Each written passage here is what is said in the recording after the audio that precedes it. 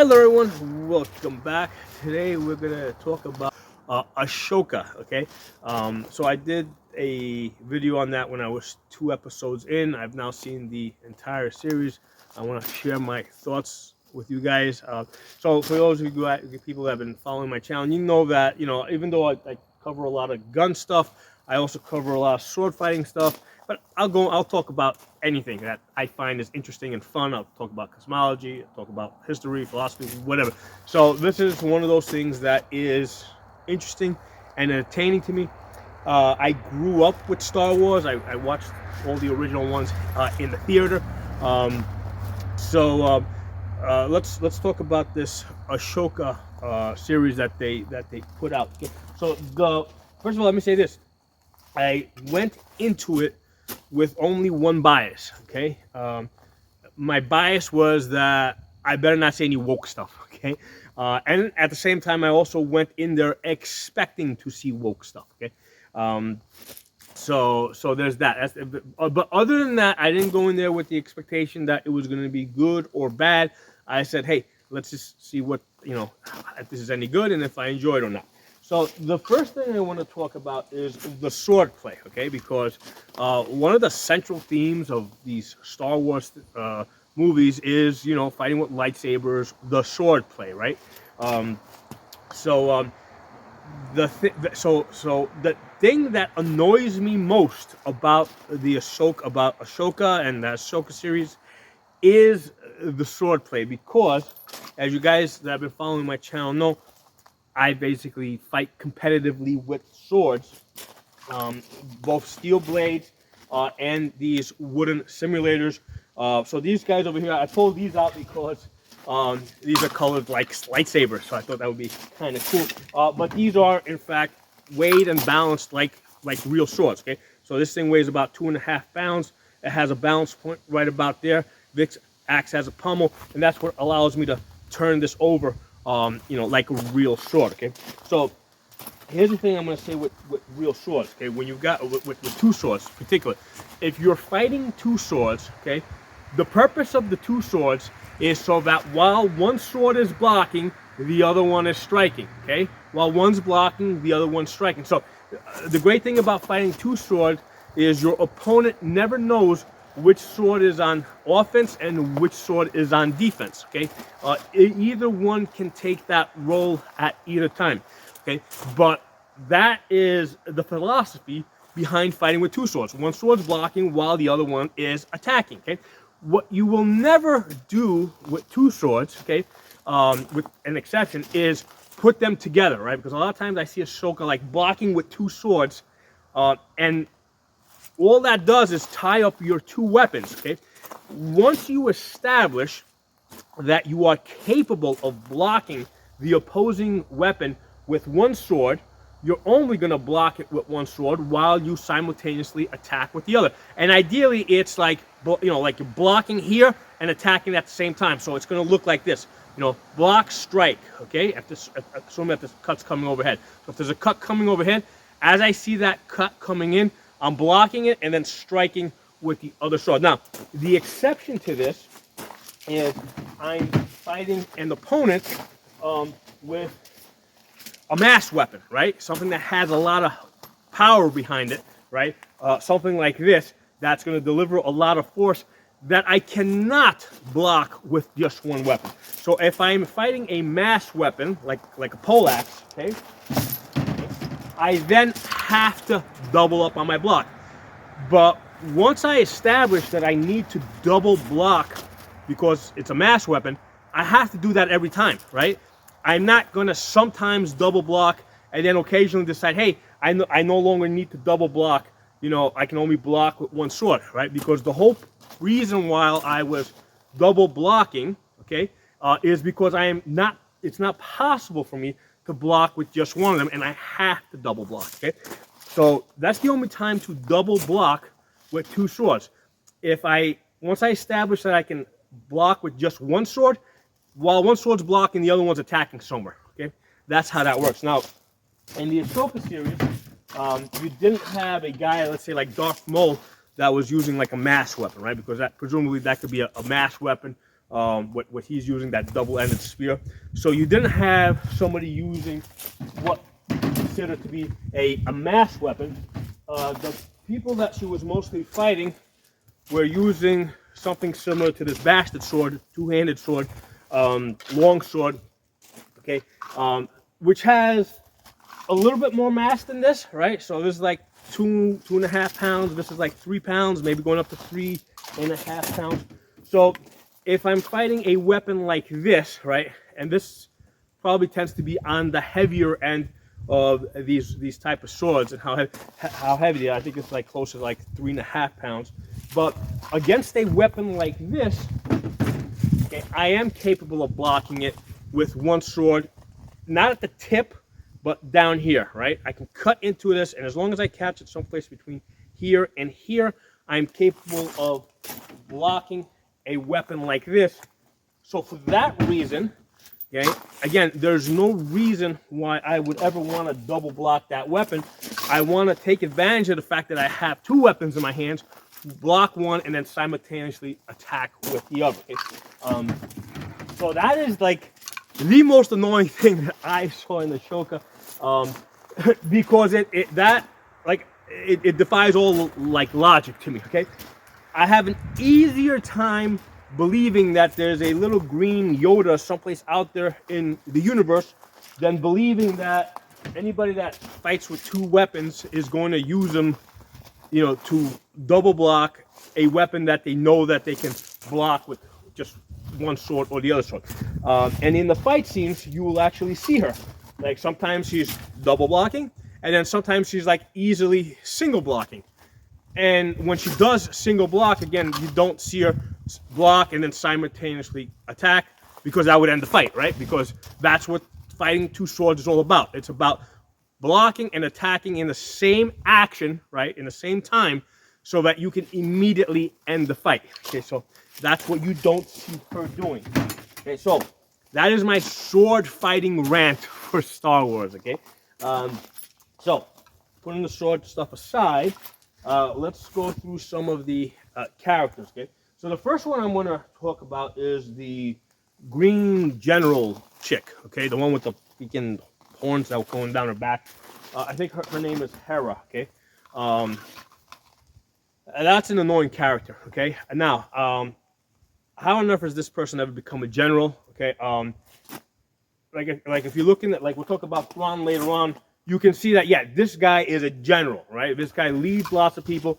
He makes like decisions logically, you know, strategically. At no point do I see this general chick making any strategic, rational decisions. It just doesn't make sense that she would be a general, okay? Now, I do understand that Star Wars plays fast and loose with the term general. Because, for example, they made Han Solo a general, right? Okay, now, with Han Solo, at least, you know, through the first Star Wars movie, we got we at least developed that character a little bit. We saw him do some stuff, right? You know, he was asked to lead certain things. With this green general chick, they don't show us that she's earned this role, right? Or even having, or now being in that role, displaying any generalmanship, right? So it's like, okay, here's your participation trophy, right? You've got the right characteristics. You've got green skin, a big ass, and boobs. You get to be, and a vagina. You get to be a general, okay? That's what this green general chick comes across as, okay? Now, it sort of makes me wonder if one of the underlying themes that Star Wars is pushing is that the Republic, okay, is just always going to be incompetent, that they're always going to pick the worst leaders. If that's their underlying theme that they're shooting for, that's the point that they're trying to make to us, that the Republic is, you know, the reason why I guess the Empire keeps coming back is because the Republic is so incompetent, right? Because they give away these participation general trophies. Yeah, you know, if that's what they're going for, yes, they have succeeded. They have made that point very well. Okay, so that's my thoughts on the Green General chick. I mean, that kind of got under my skin. That's like, okay, why is this person even here? I mean, other than to say that this is the reason why the Republic keeps failing. Okay? Next character we're going to talk about. Okay, I forget her name. The Asian Mandalorian chick, right? And I say Asian Mandalorian because that's the thing that kind of visually stands out to me. She's clearly Asian. She's wearing Mandalorian armor. So the Asian Mandalorian chick. Yeah, that's basically the woke, character that they put in there in addition to the Green General chick. So between these two characters here, it's like, you guys suck. Okay, you could have come up with something a little bit better than that. Okay, so these two things, like initially, second episode in, I was like, yuck between these two characters. Okay, you're obviously pushing some type of agenda here. I don't like it, and I did say I was gonna, stay with it because I did see some other things that were interesting in the series. But these two characters is like these two characters right there have me rooting for the Empire. Okay, those two characters right there. Now, let's talk about the Ashoka chick. Okay, the Ashoka character. Now, obviously, they're presenting her sort of as a woman, but not really as a woman because she doesn't come across as very womanly. So she's almost like an asexual kind of character, which is fine because she's an alien. So the difference here is, let's put this: if you're looking at Ashoka as a female character, you don't need those other two female characters, those other two weak female characters behind her. Okay. So that's the first thing. I think they actually weaken the role of Ashoka, or Ashoka to some extent. Now, the other thing with the Ashoka character is the thing I kind of liked about her is that she didn't have to go around basically displaying her vagina that she's a woman. Okay, she just did her thing. Okay, so that's kind of one of the things, like, it's almost like a redeeming character. They didn't push the Ashoka, the woman Jedi. Okay, they didn't push that, so that kind of actually made me feel pretty good. It's like Ashoka, she's a Jedi. She fights with two swords. She sucks with two swords, but this is what she is. She's a Jedi with two swords that sucks with in that art form, in that fighting form, and here she is doing her thing. Okay, so I was actually pretty okay with the Ashoka character. The Balin character, right? The dude, tall dude with the tall, thick dude in black. I like that character. That guy was. I like the character. A dude that like knew what he wanted, had a goal, was thinking clearly. Again, this would be, now this guy was kind of like on his own team almost, right? He was on the Empire side, but at the same time, it seemed like he was just using the Empire to get to where he wanted to be to accomplish his own goals. Okay, so I really like that character. I hope they bring him back and do a lot more stuff with him. That's a character that I really like. The she character, that's the Balin's apprentice, right? White hair, young girl with white hair. I like that character. I like the way they presented her. Again, a young girl, but not coming into this with, I'm woman, here's my vagina, everybody part ways for me because I'm woman, like she came in and just did her job, right? She came in like, she was under Balin, she did his thing, whatever he asked her to do, she did her fighting, she knew her role, right? This character kind of, within this series, knew the role that she was supposed to fulfill, and she did it well. So I like the she character. One of the things when I was watching the she character, it's like when you kind of look in her eyes, she has like this crazy look, like the bunny burner, the bunny boiler type of look. And I was kind of wondering, it's like, is she acting or is this how this actress is in real life? So it made me actually look her up and see some, and no, that's not the way she normally looks. So really good acting on portraying like a slightly psychopathic character. But I did like the she character, and like I said, I did like the Balin character.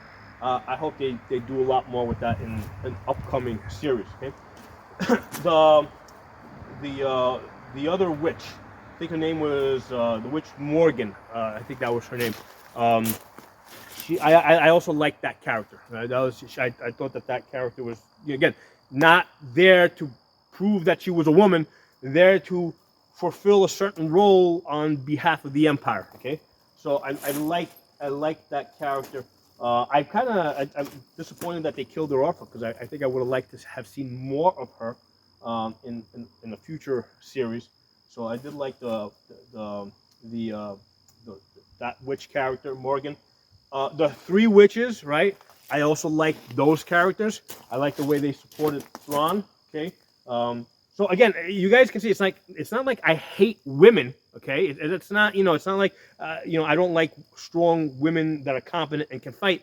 I like it. I just the character, it doesn't have to. It can be like here's a character who happens to be a woman who's also strong and a good fighter. And, it doesn't be like this with this Asian Mandalorian chick. It seemed to me, and also with the green chick, it seemed to me it's like here's a character. The reason why they are supposedly good is because they are women. Okay, that's annoying. Okay, that's just irritating and annoying and just stupid.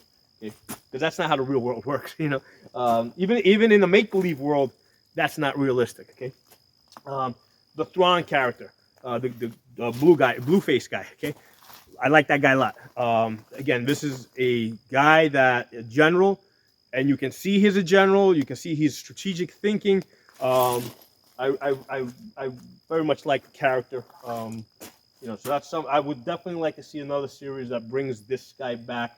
And it's like it actually. But here's the thing with Thrawn, they don't really give us any backstory. Like maybe they do like in the I don't look at the comics and stuff like that. I have just seen like the main movies that have that come out and the main TV series.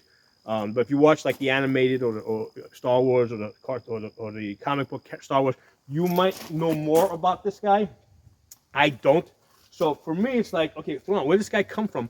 Apparently, he was well known already. Already, he had played some role.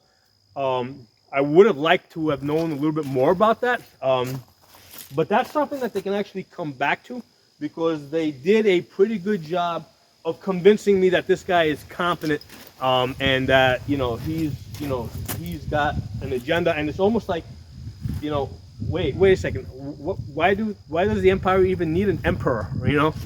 This guy seems like he's pretty good on his own. He's very competent. So I like the role of Thrawn. I like Thrawn. Okay? Again, I don't know where he came from. I don't know what his backstory is. But unlike the Green General chick, he convinced me very quickly that he deserves to be a general. Okay.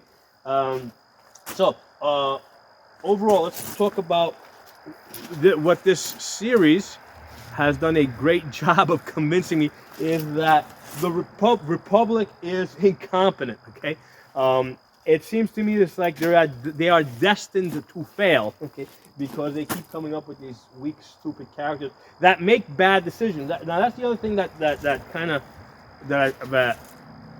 I guess it can kind of like play into the storyline that hey. The reason why the Republic keeps failing is because they keep making bad decisions. And a bad decision was, for example, when this Asian Mandalorian chick went through this wormhole, right, to go to to go to another galaxy to try and rescue this guy Ezra, right? And again, they really didn't develop that character too much, or he's just like. Maybe they'll do it in the future series, but basically they went back to get him, but Ahsoka, right, had told her like not to do that, right? It was more important not to let an entire army come through, right, into this galaxy, rather than go to the other galaxy to go rescue this one person, right? Because that was kind of like the trade-off, right? And it seems like Ahsoka was aware of that. And if she went back to rescue this one person, all right, who was a Jedi, right, an entire army would come through. Okay, so Ashoka, again, showing some confidence, told her, "Don't let this happen. Right? Don't make a decision. Don't let this happen." The Asian Mandalorian chick did let this happen, which was a bad decision. And the annoying thing is here that later on, like in the last episode, it seems like Ashoka was like somewhat forgiving or understanding or even telling her that she did the right thing.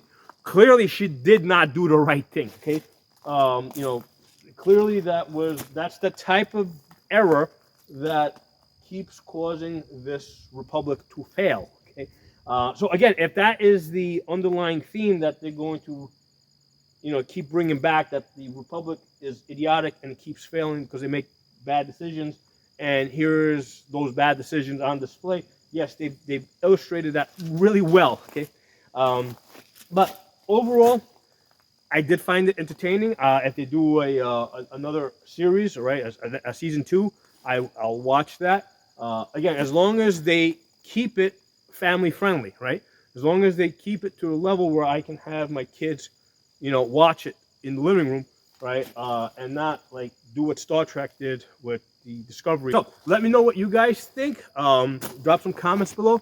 And again, I like discussing other things besides the stuff I normally talk about on this channel, because it brings other people in, right? It brings other people in. They come here, they get my ideas on this, and then maybe they'll watch a couple of other videos and pick up a few more hobbies, okay? So thanks for watching. I'll talk to you all soon.